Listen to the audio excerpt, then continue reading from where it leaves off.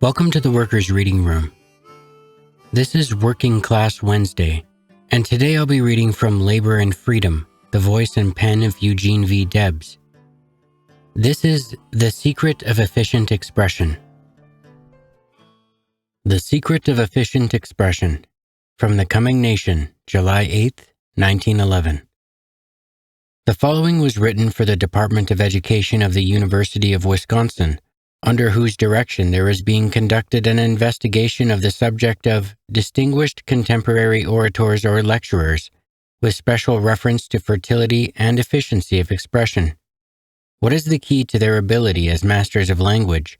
What school subjects or what kinds of training have entered into their lives that have given them power to express themselves effectively?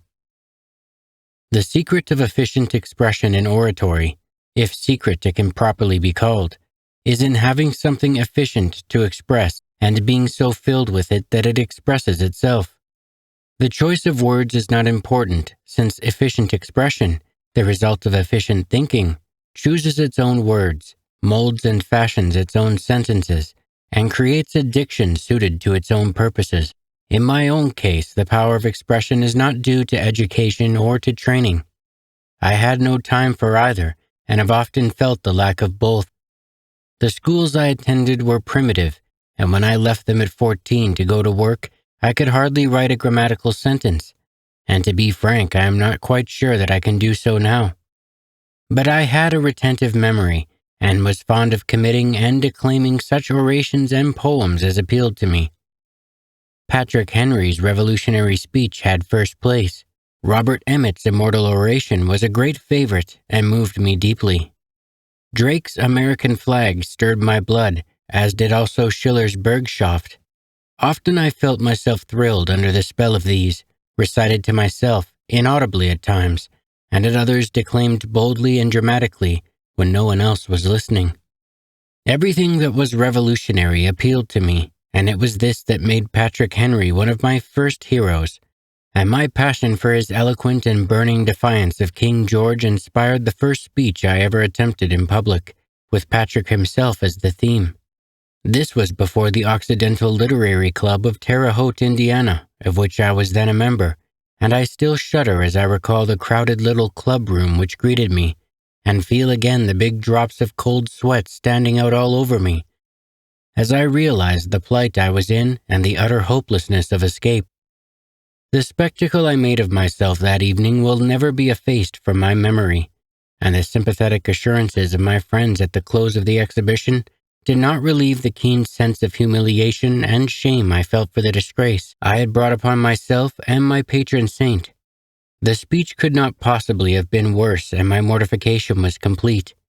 In my heart I hoped most earnestly that my hero's spiritual ears were not attuned to the affairs of this earth, at least that evening.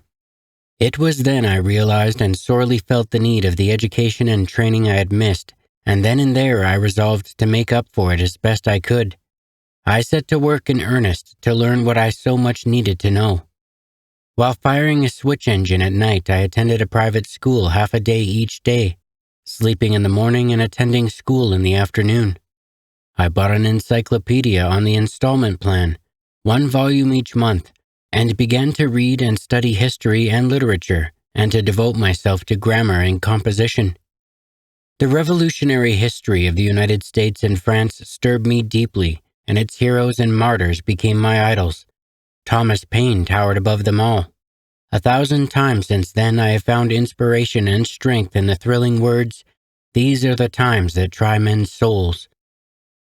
Here I should say, for the purpose of this writing, that from the time I began to read with a serious mind, feeling keenly as I did my lack of knowledge, especially the power of proper expression, both oral and written, I observed the structure and studied the composition of every paragraph and every sentence, and when one appeared striking to me, owing to its perfection of style or phrasing, I read it a second time, or perhaps committed it to memory, and this became a fixed habit which I retain to this day. And if I have any unusual command of language, it is because I have made it a lifelong practice to cultivate the art of expression in a subconscious study of the structure and phrasing of every paragraph in my readings. It was while serving an apprenticeship in a railroad shop, and in later years as a locomotive fireman and as a wage worker in other capacities, that I came to realize the oppressions and sufferings of the working class, and to understand something of the labor question. The wrongs existing here I knew from having experienced them, and the irresistible appeal of these wrongs to be righted determined my destiny. I joined a labor union, and from that time to this the high ambition, the controlling purpose of my life has been the education, organization, and emancipation of the working class. It was this passionate sympathy with my class that gave me all the power I have to serve it. I felt their suffering because I was one of them, and I began to speak and write for them for the same reason. In this there was no altruism, no self-sacrifice, only duty. I could not have done otherwise. Had I attempted it, I should have failed. Such as I have been and am, I had to be. I abhorred slavery in every form. I yearned to see all men and women free. I detested the idea of some men being ruled by others, and of women being ruled by men. I believed that women should have all the rights men have, and I looked upon child labor as a crime. And so I became an agitator, and this ruling passion of my life found a larger expression. In the clash of conflict which followed, and the trials incident to it, I grew stronger. The notoriety which came in consequence enlarged my hearing with the people, and this in turn demanded more efficient means of expression. The cause that was sacred to me was assailed. My very life and honor were on trial. Falsehood and calumny played their part. I was denounced and vilified. Everything was at stake. I simply had to speak and make the people understand, and that is how I got my training in oratory, and all the secret there is in whatever power of expression I may have. In reading the history of slavery, I studied the character of John Brown, and he became my hero. I read the speeches of Wendell Phillips and was profoundly stirred by his marvelous powers. Once I heard him and was enthralled by his indescribable eloquence. He was far advanced in years, but I could see in his commanding presence and mellow and subdued tones how he must have blazed and flashed in the meridian of his powers. At about the same time I first heard Robert G. Ingersoll. He was, in my opinion, the perfect master of the art of human speech. He combined all the graces, gifts, and powers of expression, and stood upon the highest pinnacle of oratorical achievement. Robert G. Ingersoll and Wendell Phillips were the two greatest orators of their time, and probably of all time. Their power sprang from their passion for freedom, for truth, for justice, for a world filled with light and with happy human beings. But for this divine passion neither would have scaled the sublime heights of immortal achievement. The sacred fire burned within them, and when they were aroused, it flashed from their eyes and rolled from their inspired lips in torrents of eloquence. No man ever made a great speech on a mean subject. Slavery never inspired an immortal thought or utterance. Selfishness is dead to every art. The love of truth and the passion to serve it light every torch of real eloquence. Had Ingersoll and Phillips devoted their lives to the practice of law for pay, the divine fire within them would have burned to ashes, and they would have died in mediocrity. The highest there is in oratory is the highest there is in truth, in honesty, in morality. All the virtues combine in expressing themselves in beautiful words, poetic phrases, glowing periods, and moving eloquence. The loftiest peaks rise from the lowest depths, and their shining summits glorify their hidden foundations.